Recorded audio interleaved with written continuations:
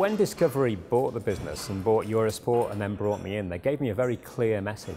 And they said, it's not just enough to change the business, we want to notice the change. And I think things like the Olympics are obviously on message in terms of getting important, relevant content that you can localize for multiple people. But it also shows the change. And I think within the industry, the change that's happened in Eurosport in the last year has got an incredible amount of attention. And nothing has got more attention than the Olympic decision.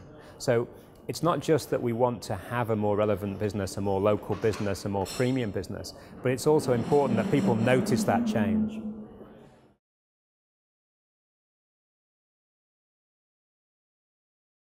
I think rebranding is always a challenge for a company that's been around for so long, in that you don't change your image quickly, you change your image slowly. And it was important for us that you had a sense of history behind the rebrand, but also that you saw a completely new direction. And I think that's been received really well, both in the industry and with the wider population, because Eurosport clearly has changed, and the brand refresh has gone with that change. And we didn't want to change the brand too early. We wanted to make some sizable changes in the business and then rebrand, so that when people come to us, they'd see it as a different product that looks and feels a different thing.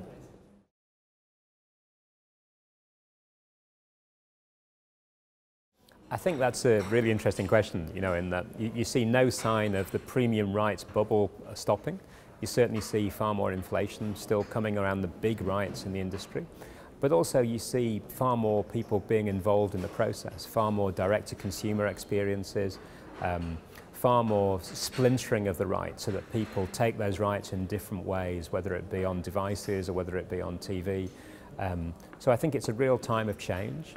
And I think one of the big things about being part of the Discovery Group is that hopefully we're positioned well for that change. We have free-to-air channels, we have an OTT platform, we have a free website, which is the most distributed website in Europe. So I think having use of all those tools is really important as the rights model does change.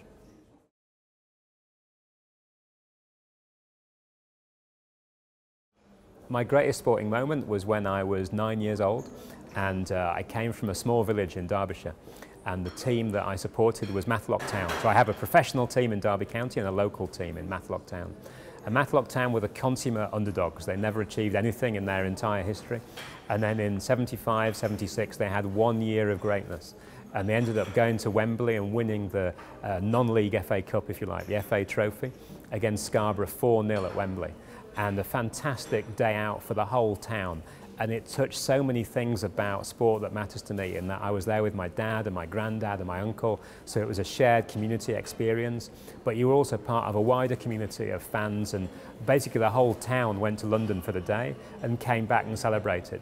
And enormously formative experience, because such a great day, I think it stays with you forever.